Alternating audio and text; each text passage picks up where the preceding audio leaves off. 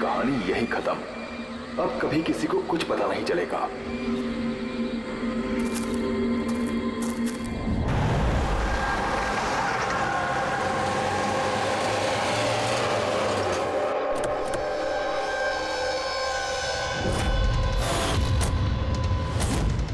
Guys hold on, हो क्या रहा है? कोई मुझे बताएगा?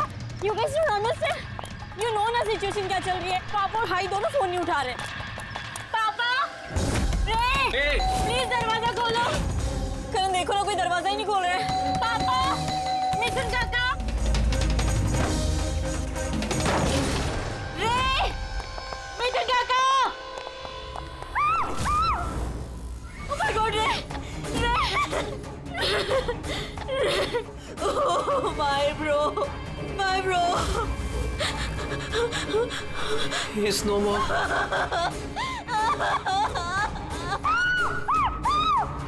मिथुन काका,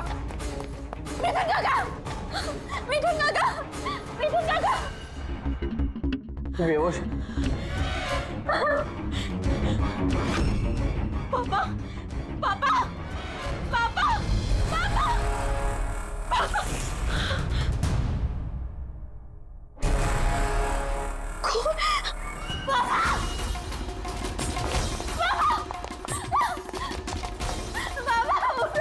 देखो ना जरा पापा को क्या।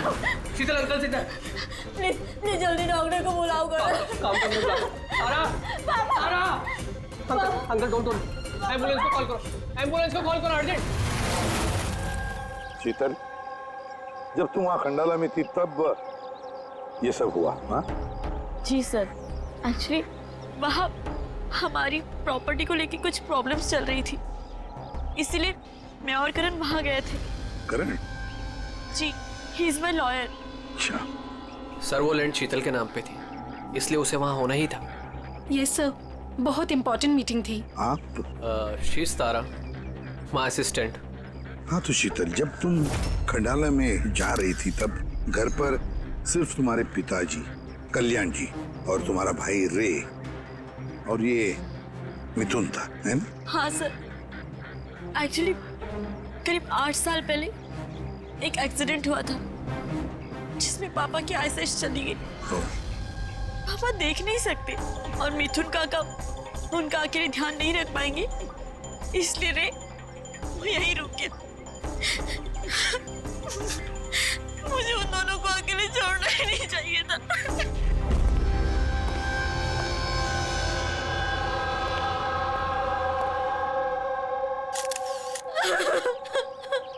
शांत हो जाओ।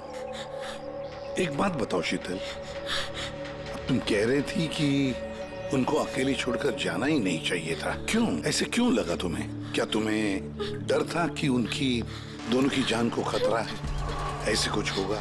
नहीं सर, पर इतना जरूर पता था कि रेकी उसके फ्रेंड्स के साथ ना कोई बड़ी प्रॉब्लम चल रही थी।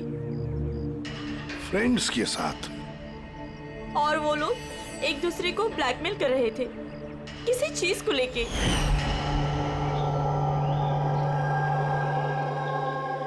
तू ऐसा हम लोग साथ कैसे कर सकता है? एक बार फिर से सोच ले रे, अगर यही तेरा फाइनल डिसीजन है तो जानता है कि क्या होगा। आई डोंट केयर, मैं तो सिर्फ सही टाइम का वेट कर रहा हूँ। पर अगर किसी को कुछ पता चल गया तो? तुम पागल हो गई हो क्या? अगर तुम ऐसे बिहेव करती रहोगी तो श्योरली किसी ना किसी को तो डाउट हो ही जाएगा। गाइस, अगर हम कंट्रोल में हैं तो वी आर सेफ। गाइस, तुम लोग अपना देख लो, मुझे ऑनेस्टली नहीं पता है कि मैं क्या करने वाला हूँ।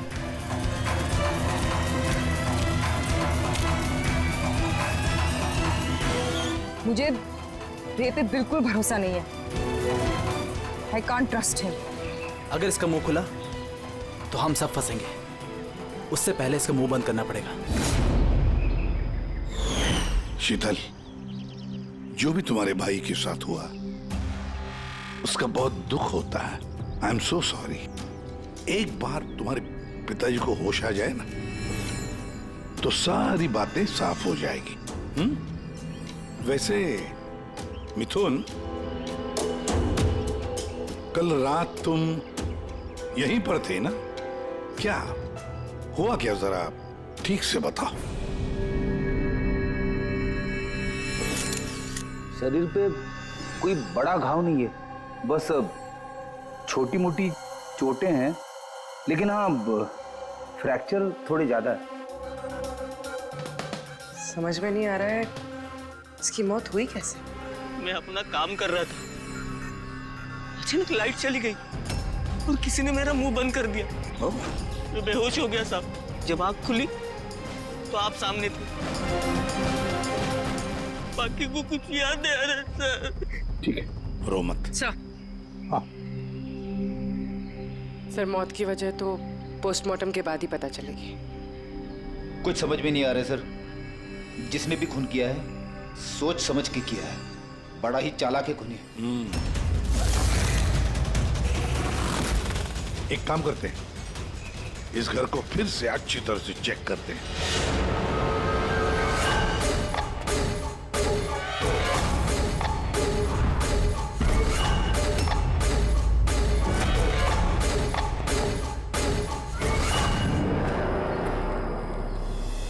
ग्लास तोड़कर अंदर घुसा है घर के अंदर।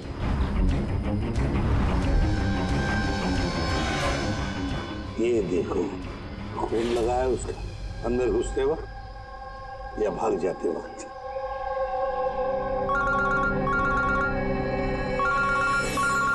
हेलो, एसीपी प्रतिमा नहीं है? अच्छा, कल्याण जी को होश आ गया?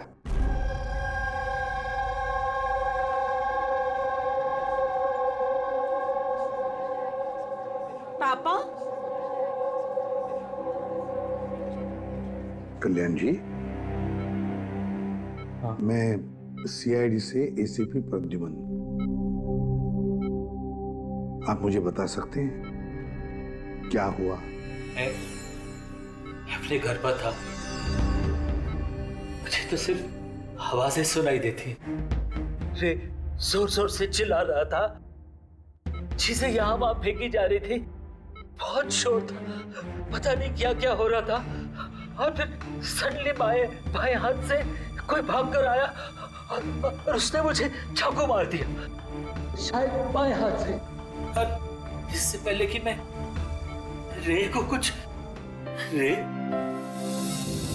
ठीक है, रे ठीक तो है?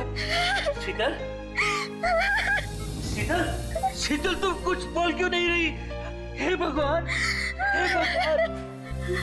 जो भी कुछ हुआ हम उसे बदल तो नहीं सकते, लेकिन जिसने भी आपकी बेटी की जान ली है उसे सजा दिलाने की पूरी कोशिश करेंगे। हाँ कल्याण जी,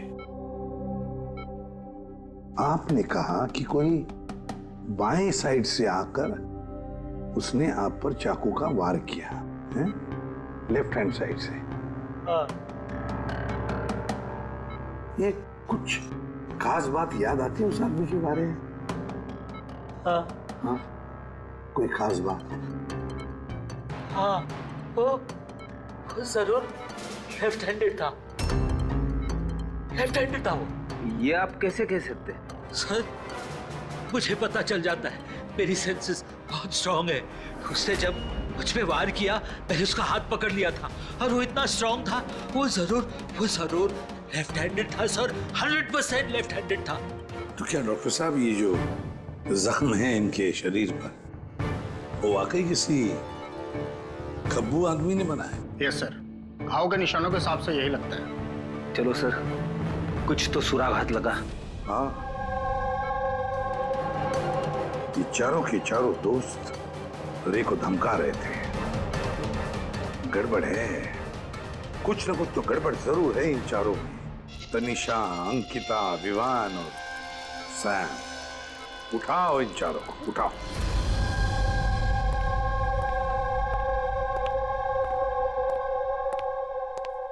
नमस्ते सर। आप? मैं सैम का फादर हूँ। पिछले 2 हफ्तों से सैम से मेरी कोई बातचीत नहीं हुई। अब मैं आपको कैसे बताऊं कि वो कहाँ पर है? मैंने उसको कई बार फोन किया, लेकिन उसका फोन ही नहीं लग रहा। मैं तनिषा की माँ। अब उससे फोन करके मैं क्या पूछूं? कि तनिषा ने खुद मुझे कहा था कि वो अपनी हॉलीडे एक्सटेंड कर रही है, कुछ दिन वो फ्रांस में रहना चाहती है। और मैं अंकिता का भाई हूँ, just for name sec. Sir dad को बातों में फंसाकर 80% प्रॉपर्टी उसने अपने नाम पर कर ली। मैं क्यों फिक्र करूं सर उसके बारे में? सर मैं अंकिता के बारे में कुछ नहीं जानता।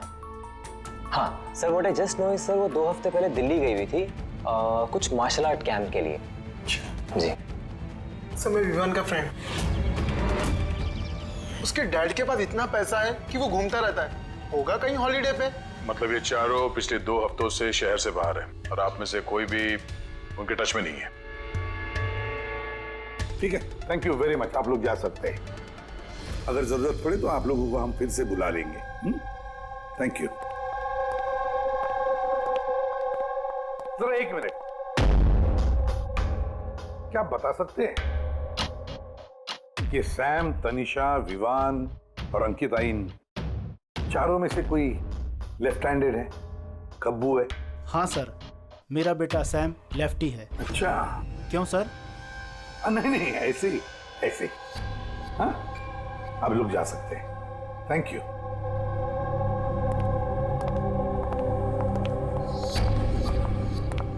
सर कहीं ऐसा तो नहीं कि इन चारों ने मिलके रे को मार दिया हो सकता है सर, और उसी डर की वजह से ये चारों कहीं ना कहीं जाके छुप के बैठे होंगे।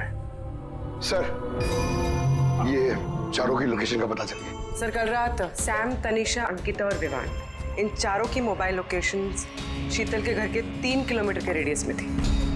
सैम, तनिषा, अंकिता, विवान, रे, उन पांचों में कोई एक राज छुपा हुआ है। कोई ऐसा राज जो वो पांचों किसी को बताना नहीं चाहते थे। वो राज अपने पास ही रखना चाहते थे। हो सकता है ये रे कमजोर पड़ गया हो, बस तो राज किसी को पता ना चले। रे किसी को ना बताए, इसलिए रे को खत्म कर दिया। ये पता करना होगा सर कि वो कौन सा राज था जिसकी वजह से रे की जान चली गई। सर एक बात समझ में नहीं आ रही है, ये चारों फरार क्यों हो गए? इन्हें तो खून करते हुए किसी ने देखा ही नहीं। एग्जैक्टली, लाइट चली गई थी सर, और वो कल्याण जी देख नहीं सकते थे और नौकर मिथुन बेहोश पड़ा था, तो वहां से भागकर कोई शक अपने ऊपर ओढ़ के क्यों लेगा? सर पता नहीं क्यों ऐसा लगता है कुछ मिसिंग है। सर ट्रेस करना शुरू करते हैं सर। अगर ये शहर से बाहर गए हैं तो किसी railway station, airport, bus station, hotel में तो गए होंगे, तो उनके क्रेडिट कार्ड और डेबिट कार्ड के डिटेल्स निकलवाते हैं। कहीं से भी हो, जहां से भी हो, इन चारों के लोकेशन के बारे में हमें इंफॉर्मेशन चाहिए, जल्द से जल्द। हाँ बोल सारुण के।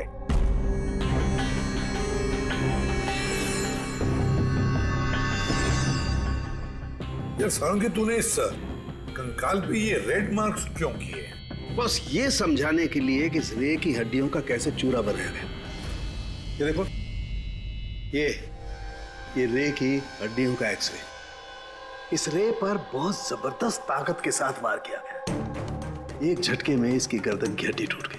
बस एक बार तो इसके रिब केज पर इतना जबरदस्त किया गया है कि एक ही झटके में इसके रिब केज की बाईं हड्डियां 12 की 12 पसलियां एक साथ एक झटके में टूट गई। और वो भी कमाल की बात यह है कि एक ही सिमेट्री में। एक झटके में 12 पसलियां? नतीजा हार्ट का रुक जाना, हार्ट ब्लॉक। इसके हार्ट पर जबरदस्त प्रेशर पड़ा। कमाल की बात यह है बॉस कि जितनी ताकत के साथ इस पर वार किया गया है, इतनी ताकत हाथों से या किसी भी हथियार से पैदा नहीं की जा सकती। इसे देख करके तो ऐसा लगता है जैसे खूनी जानता था बॉस, खूनी जानता था कि किस पॉइंट पर वार किया जाए कि एक ही झटके में सारी की सारी पसलियां एक साथ टूट जाए, एक सिमेट्री में। हाथों से कोई इतना फोर्स तो पैदा नहीं कर सकता।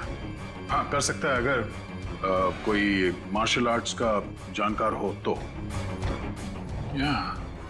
जैसे कुंग-फू, कराटे, ताइक्वांडो, इन सब में खास किस्म के मूव्स होते हैं जिससे इतना फोर्स पैदा किया जा सकता है। ये हो सकता है बस। अभी अटैक उसी ने किया जिसे मार्शल आर्ट्स की जानकारी है, जैसे आर्मी बैकग्राउंड का कोई। Martial arts? वो लड़की भी तो गई है ना दिल्ली में मार्शल आर्ट्स का कैंप अटेंड करने के लिए। क्या नाम है उस लड़की का? अंकिता। अंकिता के भाई ने तो हमें ये बताया। Sir what I just know sir, वो 2 हफ्ते पहले दिल्ली गई हुई थी कुछ मार्शल आर्ट कैंप के लिए।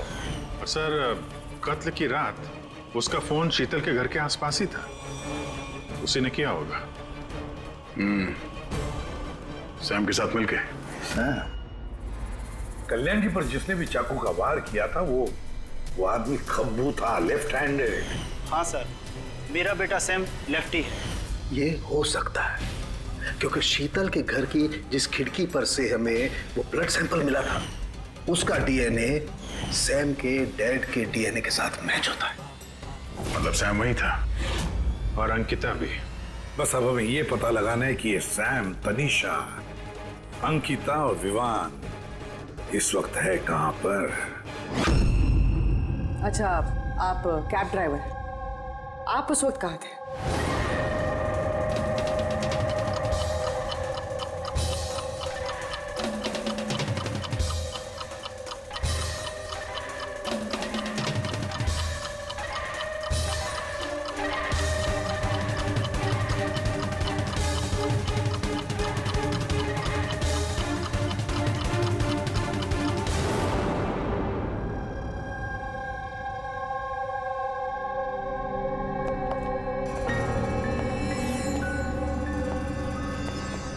क्या हो? सर, सैम एक टूरिस्ट टैक्सी लेकर पूना चला गया। टैक्सी ने जहाँ उसे ड्रॉप किया उसका एड्रेस थोड़ी देर में मिल जाएगा। सर पिछले 24 घंटे में ये तनीषा ने पंचगनी में अपना एटीएम कार्ड 3 बार यूज किया सर। ये अंकिता तो बड़ी अजीब है। दिसंबर 2017 में इसने बोरिवली के ज्वाला डी मार्केट से 5 सिम कार्ड खरीदे थे। हाँ सर, ये वही जगह है जहाँ पे यूज सिम कार्ड मिलते हैं।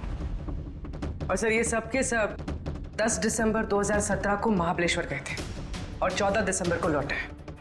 सर इन्हें लग रहा था कि इन्हें कोई पकड़ेगा नहीं, लेकिन इनसे एक गलती हो गई। ये जो अंकिता है सर, इसने जो सिम कार्ड्स लिए थे उसकी लोकेशन हमें महाबलेश्वर से 15 किलोमीटर आगे हाउस होल्ड में मिली। हाँ, brilliant job, absolutely brilliant job. बस अब नाउ नो वेस्टिंग टाइम, हम टीम बनाते हैं और काम शुरू करते हैं। लेकिन सर 5 सिम कार्ड, वो भी यूज्ड, कर क्या रहे हैं ये लोग? जो भी कर रहे हैं करने दो, पर पछताएंगे जरूर, बहुत पछताएंगे।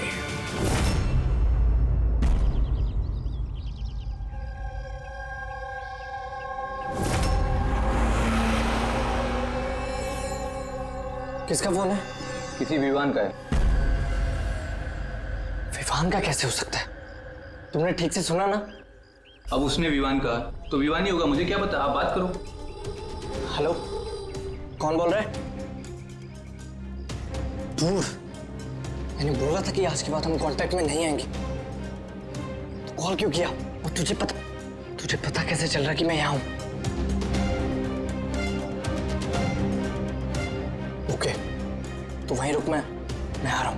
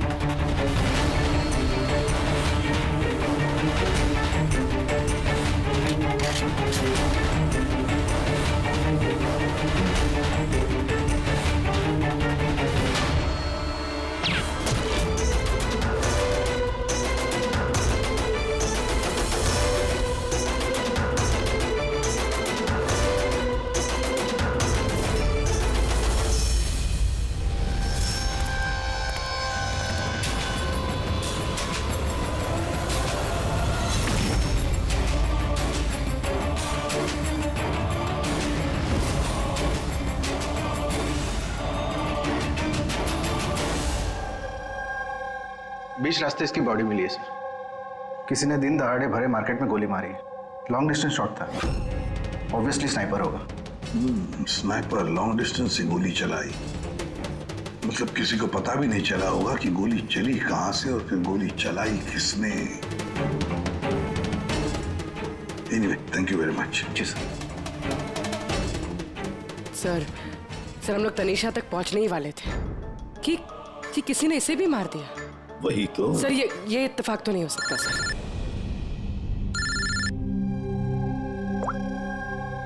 हेलो, क्या? ठीक है। क्या हुआ? सर, पुणे पुलिस स्टेशन से फोन था, किसी ने सैम को मार दिया। What? Oh my God. Sir, वो जिस लॉज में रुका था उसी लॉज के पास। सर, ये जरूर विवान और अंकिता का ही काम है। ये कोई सीक्रेट है जिसे छुपाने के चक्कर में ये लोग आपस में एक दूसरे का खून कर रहे हैं। अपनी जो भी है उसे पता कैसे चलता है कि हम किसके पास जाने वाले हैं? 4 में से 2 बज गए हैं, विवान और अंकिता।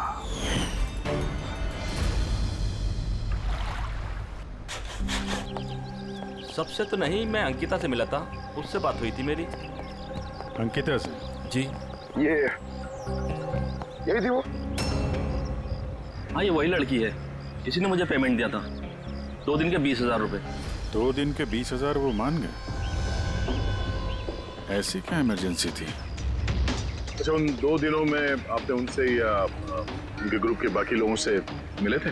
नहीं सर, मैं किसी से नहीं मिला। मैंने तो उस लड़की को ऑफर किया था कि हमारे पास कुक और क्लीनर दोनों हैं, लेकिन उस लड़की ने मना कर दिया कि मुझे कोई हेल्प नहीं चाहिए। और उसने कहा कि आप 2 दिन के बाद आइए, जब हम यहाँ से चले जाएं। और 2 दिन के बाद जब मैं वापस आया तो यहाँ सब कुछ वैसा का वैसा ही था, कोई गंदगी नहीं, कोई कचरा नहीं, सब साफ सुथरा था एकदम। अच्छा, उसके बाद आपने ये जगह किसी और को दी? नहीं सर, हमें जगह का रिनोवेशन कराना था, इसके लिए हमने जगह बंद कर दी थी। आपके क्लीनर को जरा बुलाइए, उससे कुछ बातचीत करना चाहते हैं। मैं भेजता हूँ। बिना क्लीनर और बिना कुक के 2 दिन यहाँ पे रहे, कुछ ना कुछ तो खिचड़ी पकी रही थी यहाँ पे। ये कॉटेज की सफाई तुम्हें करते हो? जी सर। चलो।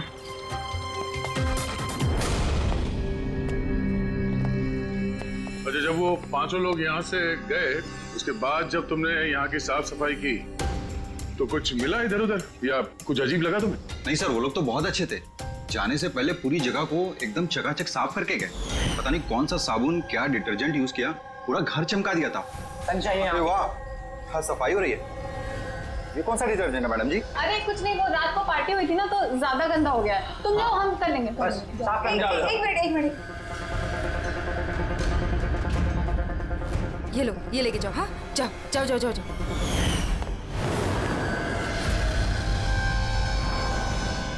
बहुत महंगी है सर, मैंने तो पहनी नहीं कभी, वरना लोग कहते हैं चोरी की। महंगी तो है, पर फिलहाल ये महंगी घड़ी हमारे पास रहेगी। जी सर। आइए, आप लोग आइए।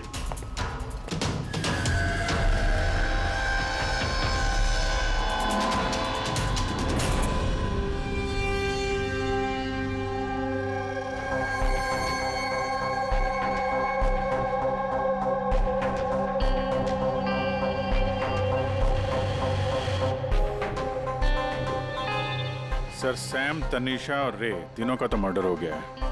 अब बचे विवान और अंकिता। खूनी इन दोनों में से ही कोई हो सकता है। ये विवान ही होगा, उसी ने सैम को फोन करके लॉज के बाहर बुलाया था। तो जो भी हो, उसे पता कैसे चलता है कि हम कहाँ जाने वाले हैं? और जब भी हम वहां पहुंचते हैं तो उससे पहले ही वो वहां पहुंचकर फोन करके निकल जाता है। सैम किस लॉज में ठहरा है और तनीषा रोड पर कहाँ मिलेगी, ये सारी इंफॉर्मेशन तो हमारे पास थी ना, उन तक कैसे पहुंची? तो शायद वो लोग एक दूसरे के कांटेक्ट में हो। नहीं पूर्वी, बिल्कुल नहीं, क्योंकि लॉज के मालिक ने बताया कि सैम को जब विवान का फोन आया तो सैम को झटका लग गया। मैंने बोला था कि आज के बाद हम कांटेक्ट में नहीं आएंगे, कॉल क्यों किया? बॉस, क्राइम सीन पर ये जो शोपीस मिला है, इस पर ऑक्सीजन प्रोड्यूसिंग डिटर्जेंट मिला है। इसे ऑक्सीजन प्रोड्यूसिंग डिटर्जेंट से साफ किया गया है। ये क्या है? फ्रेडी, एक ऐसा डिटर्जेंट होता है जिससे सारे के सारे एविडेंस एकदम साफ किए जा सकते हैं, खून के निशान तक। हमें कोई डीएनए नहीं मिल सकता। मतलब सर ये हॉलिडे होम में खून हुआ था? एग्जैक्टली। और हाँ, ये घड़ी, इस पर अलग अलग लोगों की उंगलियों के निशान तो हैं ही, साथ ही इस पे मुझे किसी का डीएनए भी मिला है। तो शायद रे इसी खून का पर्दाफाश करने वाला होगा। पूर्व एक काम करो, ब्यूरो में जाओ, खून की रिपोर्ट्स चेक करो, मिसिंग पर्सन्स की रिपोर्ट्स चेक करो, देखो किसी भी रिपोर्ट में इस घड़ी का जिक्र किया है क्या। यार इन 5 में से बचे हैं 2, विवान और अंकिता। अगर खूनी विवान या अंकिता को कांटेक्ट करना चाहे तो फिर वो जो 5 यूज्ड सिम कार्ड्स है ना, वो इनके पास होंगे। उन्हीं में से किसी नंबर पर वो फोन करेगा, है ना? वो नंबर ट्रैक करते हैं। सर, तनीषा का खून हुआ पंचगनी में, सैम का खून हुआ पुणे में। दोनों जगहें 100 किलोमीटर दूर, जबकि खून हुए सेम टाइम पे। और एक ही टाइम पे कोई 2 जगहों पे कैसे हो सकता है सर? कोई तो है जो इस प्लान में शामिल है। मान लिया दया कि कोई और है इस खूनी के साथ। एक बार ये विवान और अंकिता हमारे पंजे में आ जाए ना, तब सारे सवालों का जवाब मिल जाएगा। एक काम करो अभिजीत, साइबर डिवीजन से एक हैकर को बुला दो।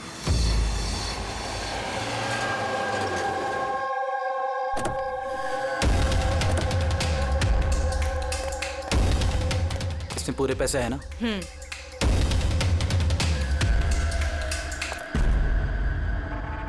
एक मिसिंग रिपोर्ट तो दर्ज हुई है जिसमें इस घड़ी के बारे में लिखा हुआ है। कोई रणधीर कुमार नाम का एनआरआई था। कब फाइल हुई थी ये रिपोर्ट? 6 दिसंबर 2017। कोई करण जोशी ने फाइल की थी। जी ये देखिए।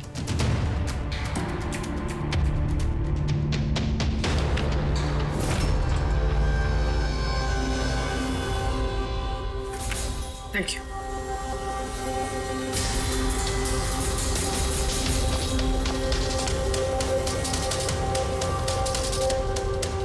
कहीं उन लोगों ने इस रणधीर को तो नहीं मार डाला? और कहीं ये करण रणधीर की मौत का बदला तो नहीं ले रहा? करण? जी, he is my lawyer.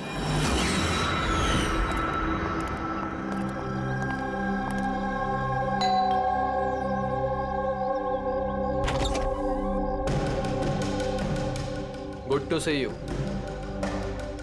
I hope इसमें पैसे पूरे हो गए। हाँ, पूरे पैसे हैं। आओ अंदर।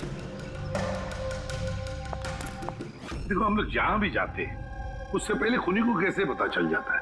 मे बी आप लोगों की लोकेशन कोई ट्रैक कर रहा था। You mean GPS tracker? जी। Cell phone? Yes sir. एक काम करो, जरा हमारे सेल फोन चेक करो।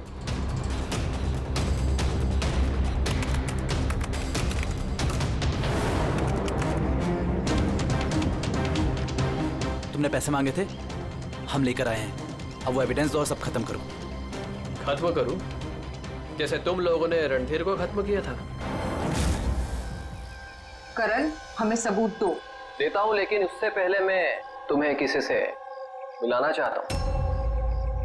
कौन? बुलाता हूं।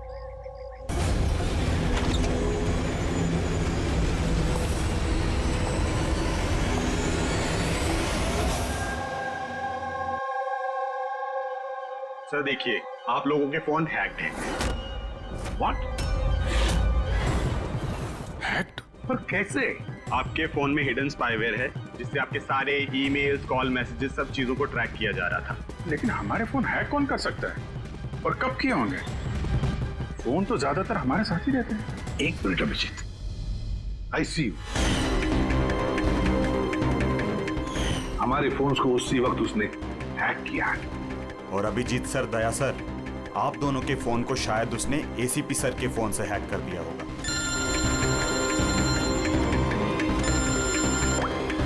अबुल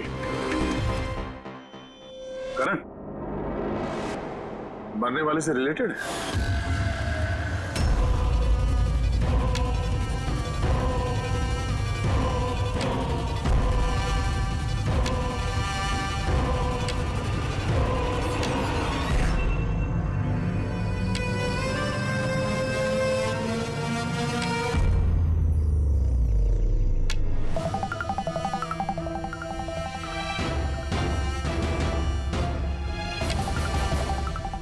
जो सजा रणधीर तुम लोगों को देने वाला था, अब हम तुम्हें देंगे।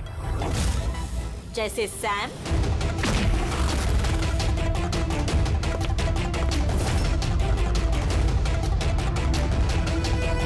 तनिषा और रे को दी। अब तुम दोनों की बारी है। तभी रणधीर की आत्मा को शांति मिलेगी। इसी घर में मारा था ना तुमने रणधीर को?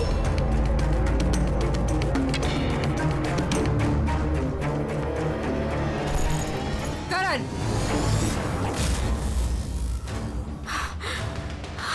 तुम्हारे पास कोई सबूत नहीं है ना? तुमने हमें फंसाया है ना? हाँ?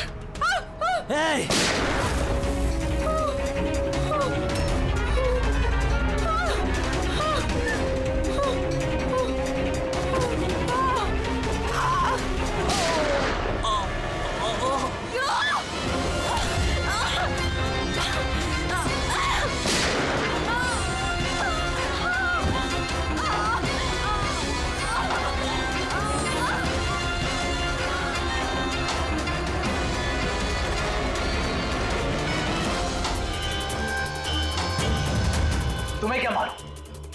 तुम तो देख भी नहीं सकते, पर मानना तो पड़ेगा। बस यही प्रॉब्लम है आजकल के तुम जैसे नौजवानों की। बहुत जल्दी होती है तुम जैसे आजकल के नौजवानों को किसी भी नतीजे पे पहुंचने के लिए। ये पकड़ो। कौन कहता है कि तुम्हें देखने के लिए मुझे नजरों की जरूरत है?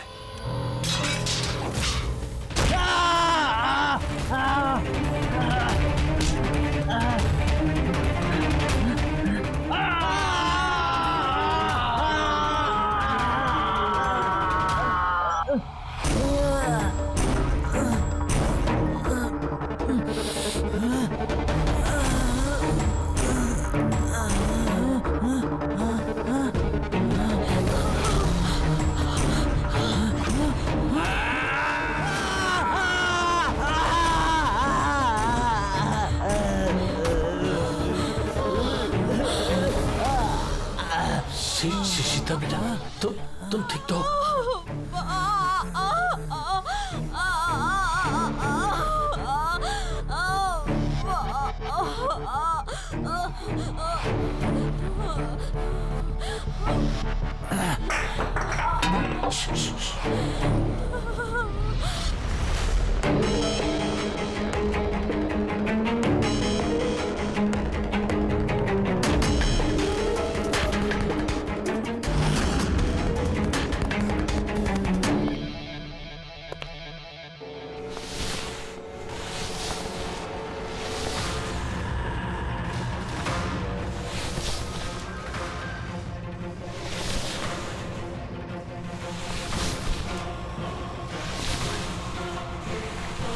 बरसों से मैं स्पेशल फोर्सेस में था। दुश्मनों को तो मैं चुटकी भर में सूंघ कर निकाल देता था। फिर तुम तो बच्चे हो।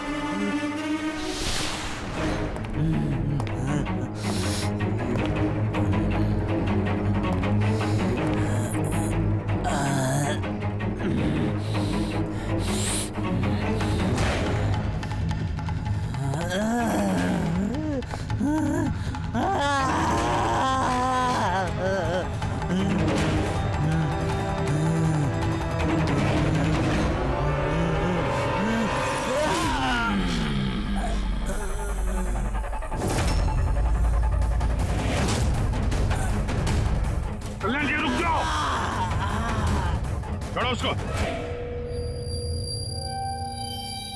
मैं तो अंधा हूं ऑफिसर, लेकिन आप देखकर बताइए कि मैंने उसका सारा शरीर बेकार कर दिया है या नहीं, या तुम एक और।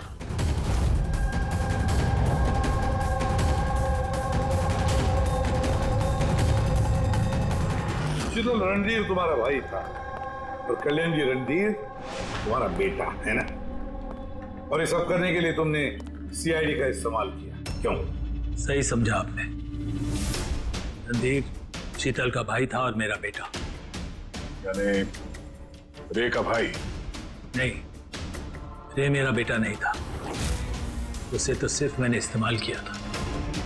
हमें गुमराह करने के लिए, ताकि हम विवान, अंकिता और सैम तनीषा के पीछे लग जाए और उन्हें सजा दिलवाए, ताकि आपका बदला पूरा हो सके।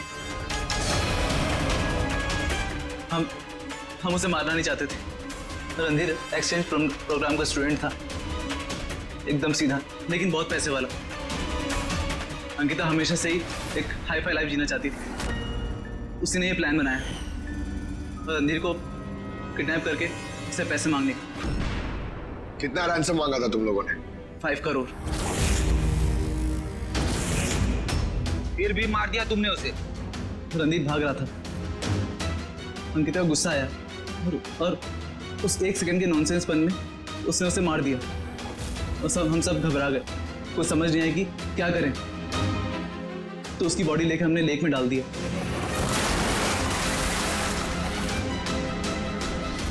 रे को ये बात हजम नहीं हुई है?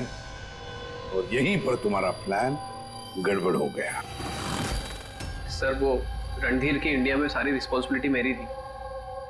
कल्याण अंकल और शीतल तो न्यूयॉर्क में थे, लेकिन रणधीर का केयरटेकर मैं यहाँ था। इन लोगों को पैसा देने के बाद भी इन्होंने रणधीर को नहीं छोड़ा, मार दिया। तो मैं घबरा गया, मुझे कुछ समझ नहीं आया। फिर एक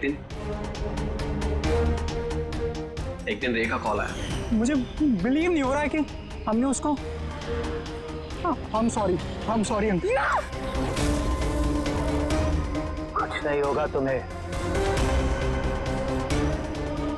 तुम सिर्फ हमें बता दो कि बाकी के दोस्त लोग कहाँ हैं। अंकल वो सब बाहर चले गए जब तक कि रणधीर का केस सॉल्व नहीं हो जाएगा ना। अंकल वो वापस नहीं आएंगे। कहाँ है वो? मुझे उस बारे में कुछ भी नहीं पता। रे तो हमारे पास था ही, बस उन चारों को पकड़ना था, और ये काम हम अकेले नहीं कर सकते थे। तो इसीलिए तुमने हमारा इस्तेमाल किया, क्यों? रे से सारी इंफॉर्मेशन निकालने के बाद तुम लोगों ने उसे एक दर्दनाक मौत दी, ताकि हम लोग वो केस इन्वेस्टिगेट करें और ये सारी कहानी निकल के सामने आए। साथ में हमें सारे एविडेंसेस दे दिए, उन चारों के मोबाइल नंबर्स, और सैम जिस पैथोलॉजी लैब में काम करता था वहां से उसके ब्लड सैंपल मंगवा दिया। हम सबके फोन्स हैक किए। काफी अच्छी प्लानिंग थी, लेकिन एक बात भूल गए तुम। सजा देने का काम तुम्हारा नहीं, कानून का है। रणधीर की मौत का बदला तो तुमने ले लिया, लेकिन सजा अपने आप को दी है, अपने आप को। For more updates, subscribe to our channel, click the show links and enjoy watching the videos.